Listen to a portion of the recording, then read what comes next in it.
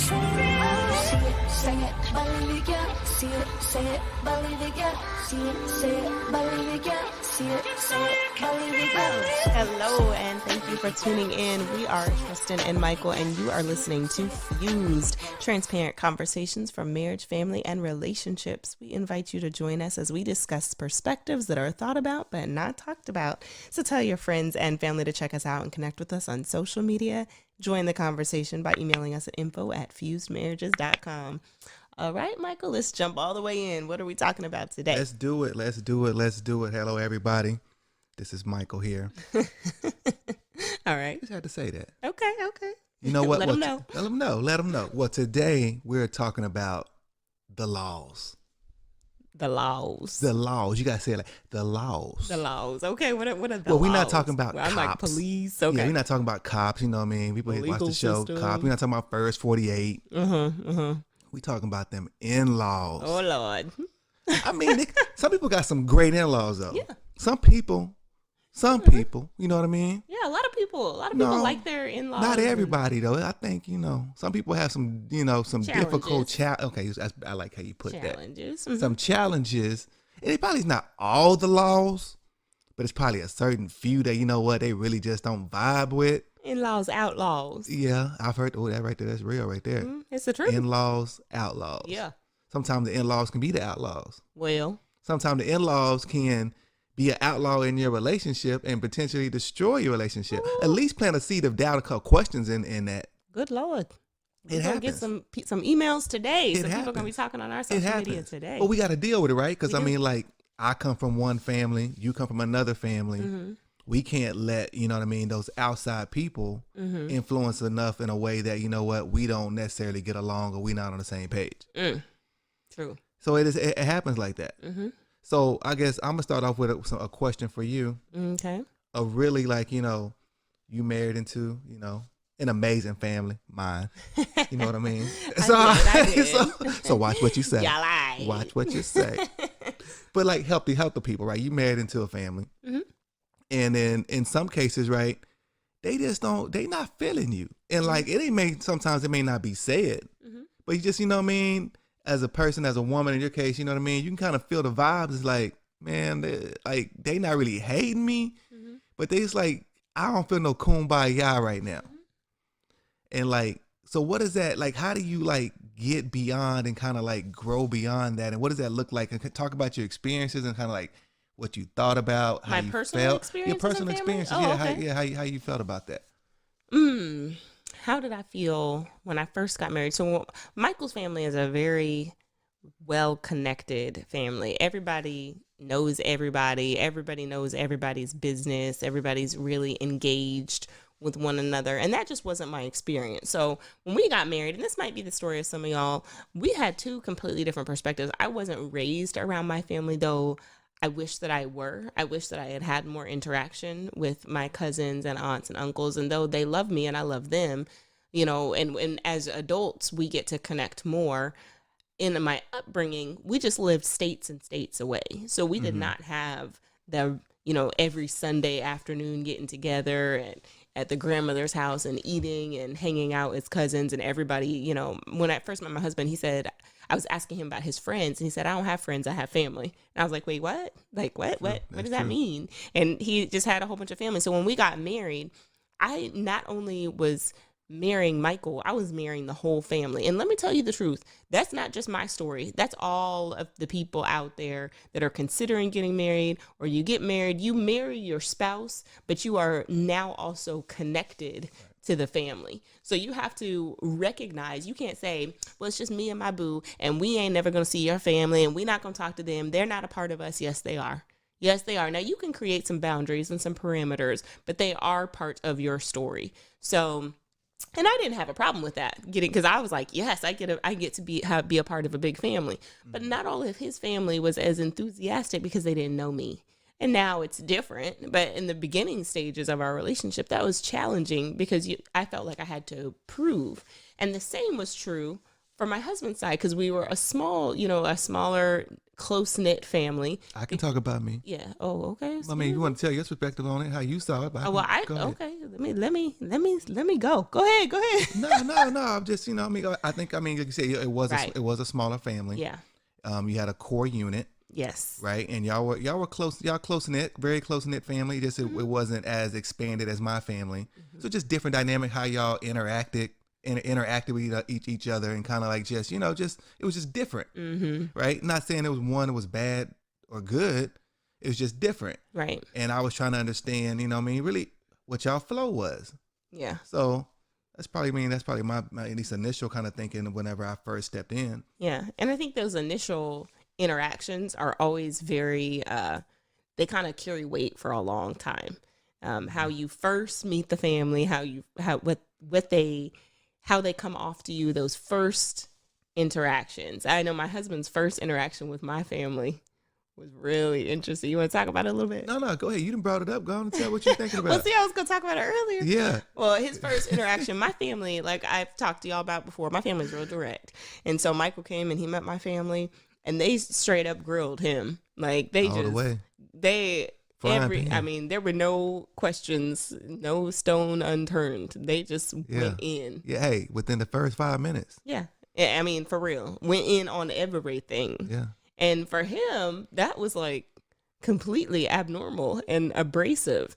But when I met his family, they didn't go in, but they watched everything I did. So I felt like I had to walk on eggshells because everything I did, how I dressed, what I said, what I didn't say, how I spoke, what I talked about, where I went, what I talked about I was interested in, everything. They wouldn't say anything. But his family is like a real facial expression family.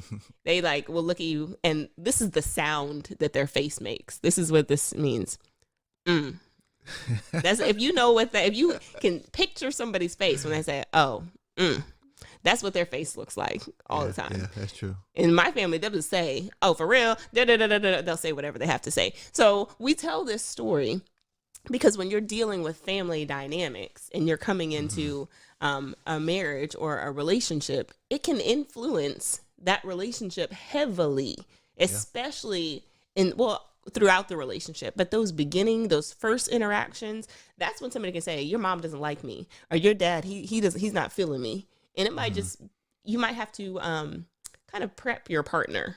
That needs to be something that we coined. Prep your partner before you meet my family. Hey, my family, they're real direct. They're probably going to ask you these questions. So just be aware. So they're not walking in blind and completely cut off at the knees. They're like surprised. Right.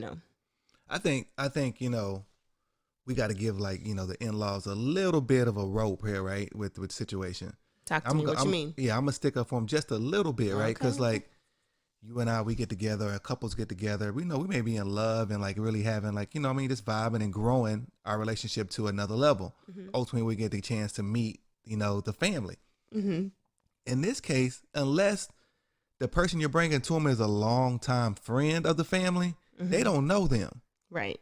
So their initial thought is going to be, it may be that, or it may be like the grilling a little bit, right? Because they're like, okay, you bringing this person to me, and I don't know them, so why should I trust them? Why, this, that, and the other, have your best interest at heart. All these questions in their mind are coming up. So, and I think it's hard, right? Because you're thinking man, we got this beautiful thing going. Man, y'all throwing a damp rag on it.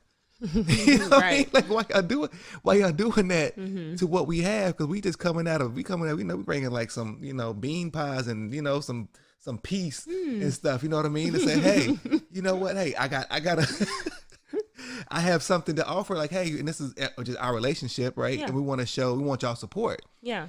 So one of them things I think, it's hard for maybe the in-laws to really just say, okay, you know what, we're going to have the same level of love or that you may have. And I think a lot of parents in general, they know their kid, they love their child, and they want them to partner with somebody that they think is the best for them. And they might not know you, but they might not also think nobody's good enough. They might think nobody's good enough for my child. I think there are a lot of parents, because I think all of us as parents, we think really highly of our kids. We did the best. We poured our life into them. We sacrificed. Most of us. Yeah. We sacrificed for our kid. And so you want them to get with somebody who's really going to value and cherish and love and honor them. And so you are kind of watching to say like, okay, what is this person bringing to the table to help with my kid? And I think there's kind of a little thing in there too. It also matters how many other people you have brought to the house, right. you know, like, and that's either marriage, if you've been married before, Right. if you have kids, you know, because then they're going to be looking more like, sensitive. okay, they're going to be a little more skeptical. Okay, is this person going to be a good co-parent for my grandbaby? Or is this person, okay, I want my son or my daughter happy. They've been in a relationship that didn't work out before. I don't want to see them perpetually hurting in a relationship. So let me look at this person a little bit differently than I might have the first person or Right. the second person or Right. whoever.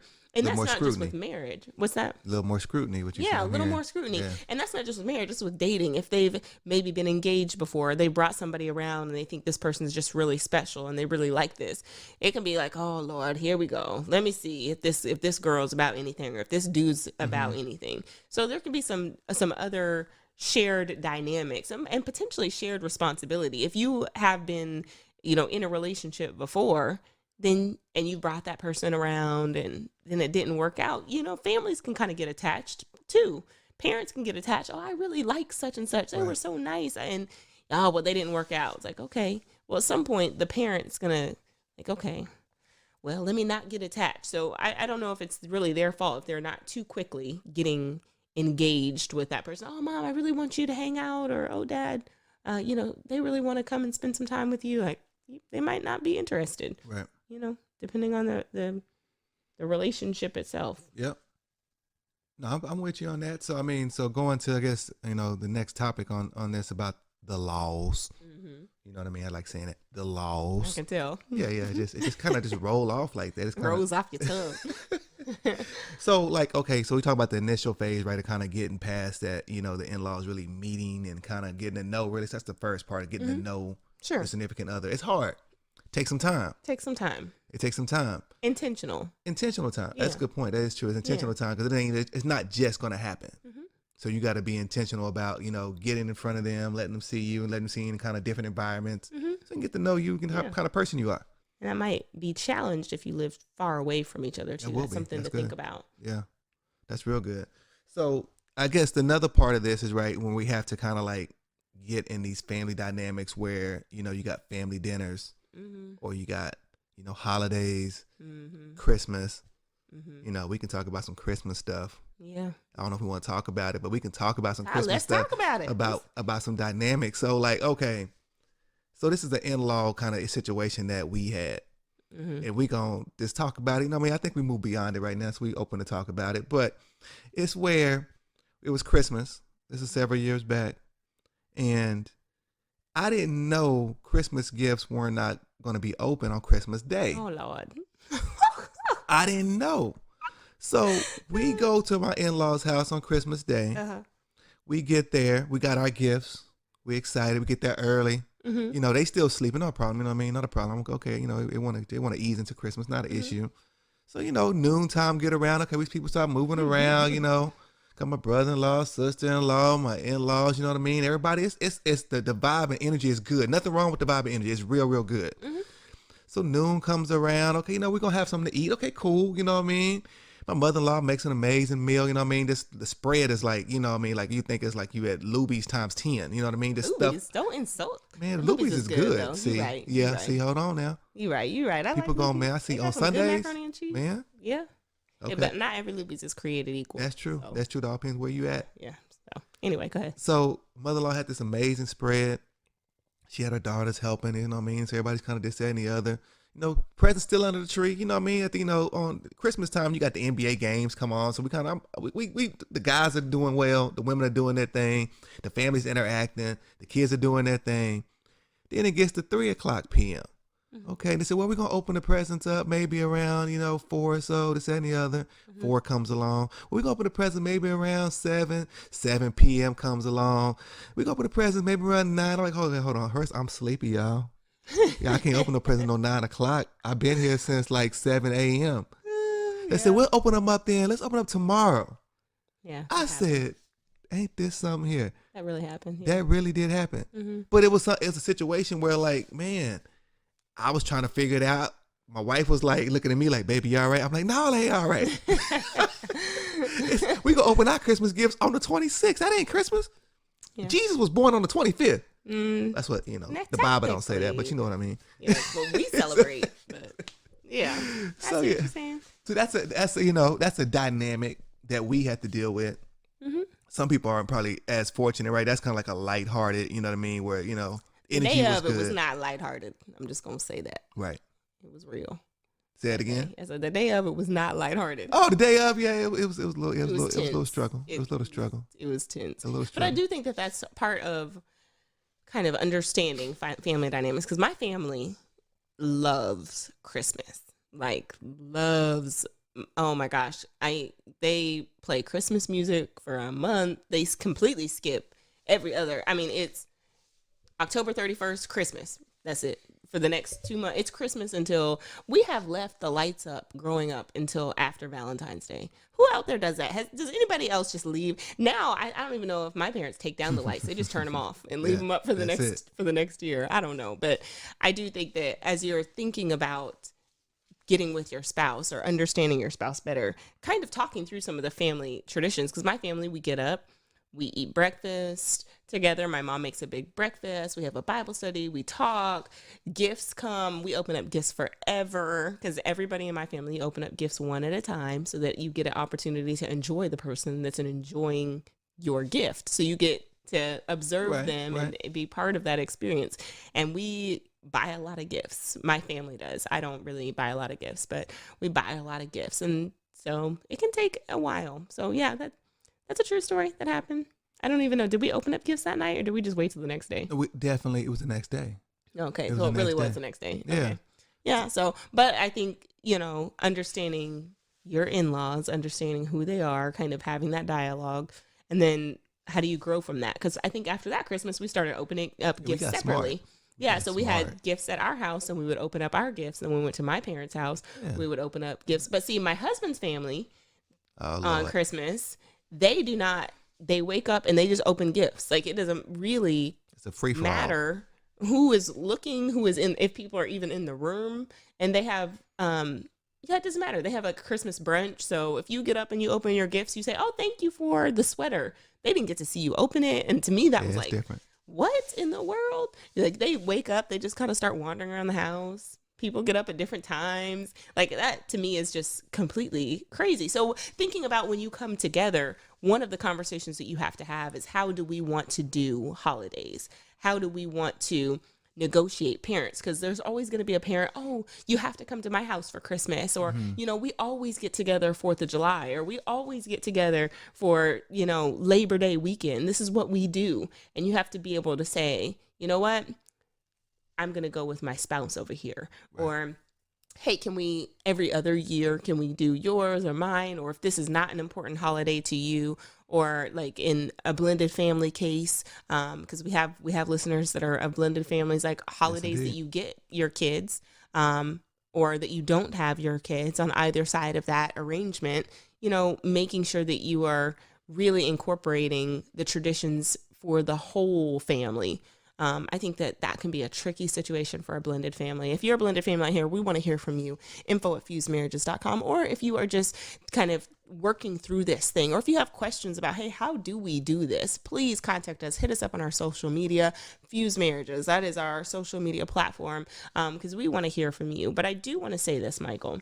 When we're talking about outlaws and in-laws, there can be some challenging conversations. So how do you go about having some of those tough talks with the parents? Yeah, give me an example. What do you mean by what's a tough talk? Well, like I was talking about, like, okay, well, Michael, we always get together for New Year's. We get together and we pop fireworks every New Year's. We've done that since you were a little boy, but now you're married, and now your wife wants to take a trip, or she wants to go to her parents, or she might have a family reunion. How do you negotiate those conversations? I think the first part before you even negotiate the conversation, I think the first thing a couple needs to do is jointly say, whatever we do, we're going to do it together.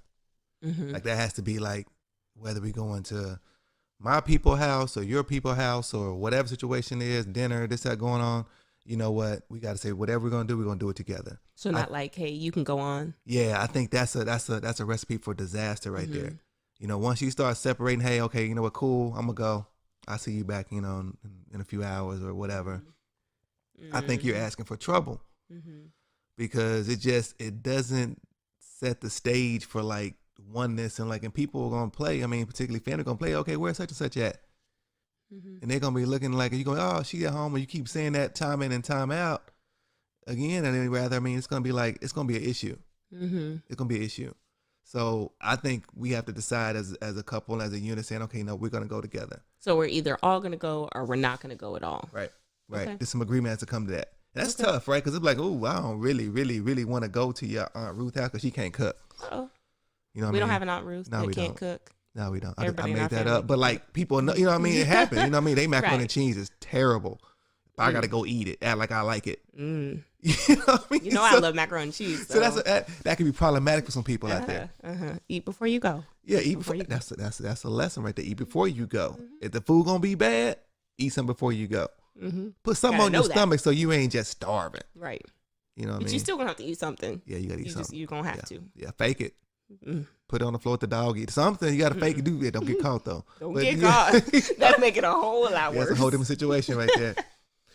But then like having those conversations, then it's like you got to figure out how to like say, okay, you know what? Hey, mama, hey, dad, or hey, aunt, you know what? This year we're gonna go do this, and give them enough time to process it. Yes, I think that planning piece is a big. Yeah, they need time. It can't be the top of December. Oh, we can't wait for y'all to come. Oh, Right. well, this year we decided or we thought we would. You know, you need to have that far in advance. You know, it might even be like the year prior. Yeah. Like, hey, oh man, mom, thanks for having us for Thanksgiving this year. So we're gonna miss y'all next year because I think we're gonna go on and we're gonna go see our cousins in such and such state. But this is great. But we'll be back. We're gonna try to do this every other year, or we'll be here for Christmas, or you know, we might try to do a little something the week prior. Come on over for Christmas, have a mini Christmas here.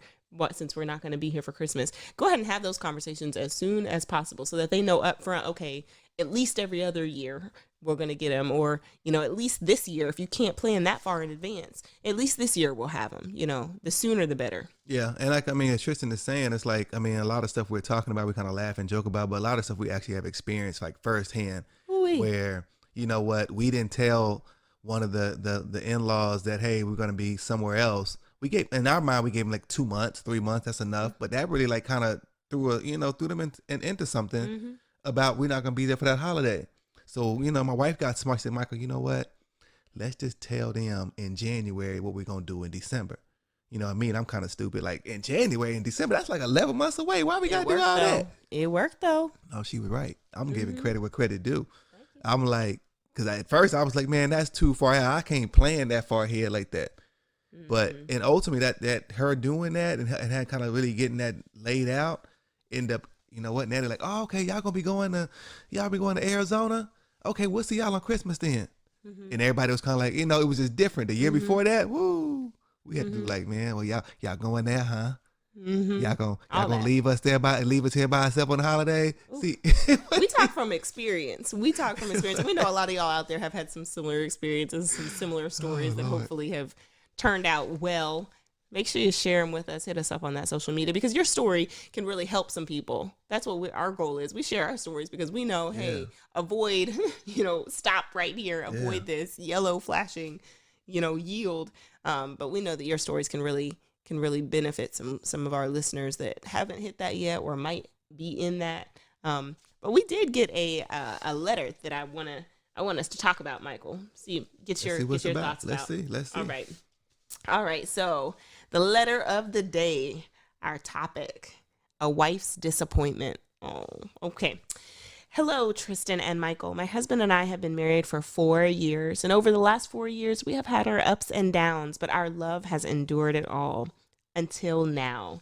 6 months ago, my husband's father became ill and had to be rushed to the hospital. We live about 5 hours from my in-laws, so we loaded ourselves up and the kids at a moment's notice and rushed to support his family.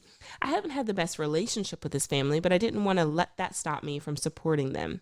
Once we arrived at my in-laws' house, most of my husband's aunts, cousins, uncles were all there. Now, I went in with a good heart, but when I got there, everyone spoke to him and they didn't speak to me. Not even a hello. After we had been there for an hour, I pulled my husband to the side and told him how I was feeling. And he had the nerve to try to defend them, saying that his father was really sick and his family was trying to figure things out. This made me upset. The majority of all the family went over to the hospital, and once we got there, I decided just to stay in the car. I didn't see a need to be around people who didn't like me.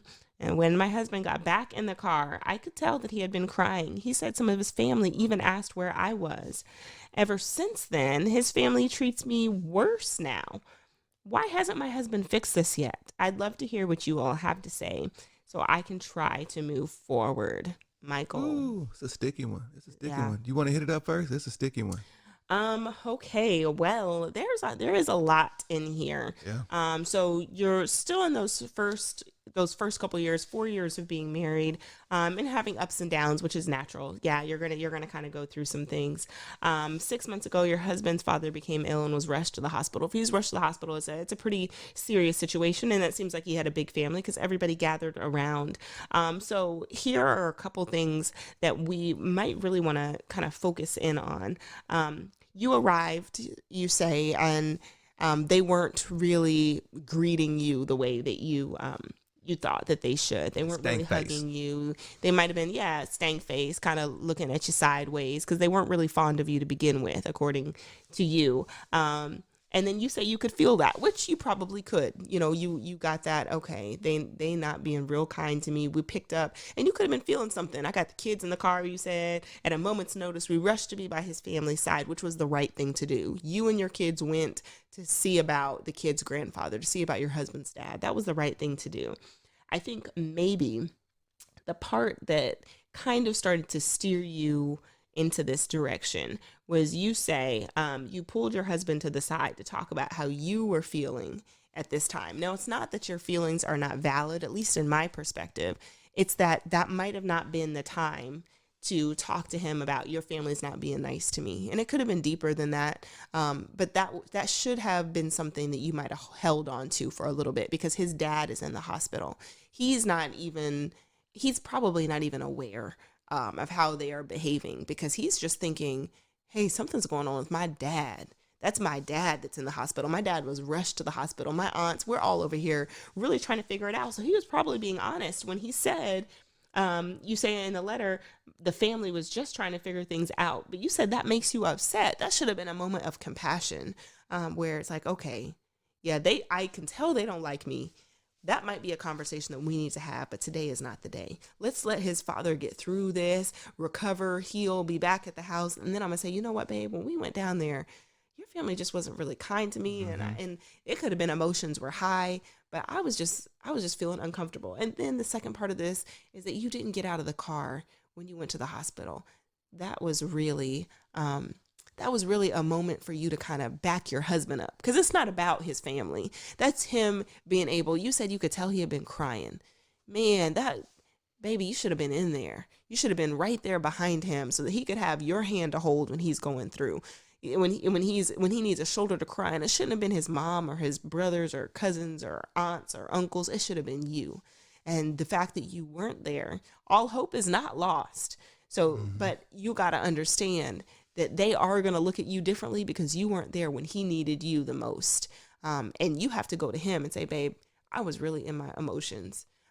I wish that if I could do it over again, I should have been standing right behind you, but I let them get to me. We might need to talk about that at some point, but right now I owe you an apology because you needed me and I wasn't there. So that's my thoughts. And then you can work from that spot. What do you think, Michael? No, I think you hit on a whole lot of like key things, right? I think, so I won't go back and rehash every single one of them, but I stole your thunder. No. Okay. Man, that ain't possible, first of all. Okay, lower it. Come on, man. Hold on. All right. Go ahead. So, no, I think you hit on some excellent points where, I think there's some history here, right? She knew that in the past there hasn't been, the best relationship with his family. But I like how the aspect she pushed through, right? And kind of did the right thing and said, hey, you know what? Let's go and like check on, make sure everything's good with your dad, or at least see what's going on. She could have been just the opposite. I mean, like, okay, you know what? You go by yourself. I'll hold down the fort with the kids. Yeah. In a passive way, right? Like, you know, like she's doing a benefit to him. But she just doesn't want to go. But she don't want to go. Right. So I think she really, really was being, I think she wants to be, I think she's a good woman. Yeah. And wants to be a good woman. Yeah. But I think, you know what I mean? She let the situation where I'm guessing, I don't know if she says other women that was giving her the eye. Yeah, she said the family was treating her family. differently. It's probably some women, you know what I mean? Dudes don't really give another woman. We don't do that. So it's probably one of them aunts, you know what I mean? Them crazy cousins looking at her sideways. And she like, man, whatever. Yeah, you can sense that energy. Yeah. And I wasn't trying to imply it wasn't there because like I said, it probably was. If they weren't feeling you already, they probably were kind of giving you the side eye. Yeah, so I mean, so she probably wasn't, you know what I mean, got the eye from them, and it kind of just had some negative vibes with that going on. And it was like, you know what I mean, and then she had a switch in her mind, or at least her disposition, from what I'm reading from the letter, that, hey, you know what, now she about to respond differently to the dynamic of what's going on. And I think that's where she dead wrong at. Dead wrong. Dead wrong. Okay. Because even though she may be valid and kind of like, man, I can't believe they doing this or looking at me this way, the timing of doing that, of like her switching her mentality from what because she left with a good mindset. But when she got there, it got turned totally something else. And the fact that this man is going through one of the most emotional times of his life, his dad wasn't, you know, in the hospital, this, that, and the other, and he's crying and he's trying to figure out different pieces. It wasn't the time to kind of bring that up. You know what I mean? At least not even bring it up, even like present that as an issue. Yeah. Even non-verbal, like by not going into the hospital. You know what I mean? She gonna have to figure out how, like, okay, for these next day or whatever, how long they down there, I gotta warm it up to the point where, you know what, my man needs me. I think you might have mentioned that. And like, I would hope, you know, I mean, he would do the same for her. Like, okay, one of his crazy cousins, you know, he got to be like a man and say, okay, hold on now, let me deal with my wife, make sure she good, and we'll deal with this other part next week or whatever. Because ultimately, you know what I mean, it's them two. Right. And he needed her and she wasn't there. And now it appears in what I'm hearing that she created even a deeper issue with his family, because now, you know, they looking at him crying and figure out what's going on with his dad, and she ain't nowhere to be found. Like, see, I told you she was sorry. That's what they saying. I told you she ain't this, that, and the other. And like, they not saying the part that they was really playing in it. Right. So, yeah, but they're not going to. But yeah, they think they're justified too. Yeah. So I think, and it doesn't say in the letter what happened. We're hopeful that the dad recovered, but it does say, why hasn't my husband fixed this yet? What do you think about that? That's our question to us. Why hasn't he fixed it? So I think because of the timing of when she did it, right? The when she kind of like he was, I don't know if he's covered from his dad. Like you said, I don't know where his dad is at from a health standpoint. Right. So maybe he's still dealing with that, maybe, or maybe he's really hurt by like the fact that she wasn't there. He may not even be able to tell her like, hey, you know what? Hey, you hurt me by not coming in there.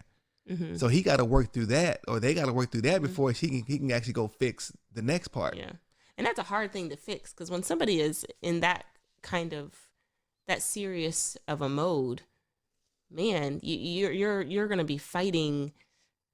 That's a tough battle to fight. And I say that in saying that I'm referencing when somebody is in the hospital or when there's an emergency situation, to have to go back now and tell his aunts, cousins, and friends, oh no, she's really a great wife.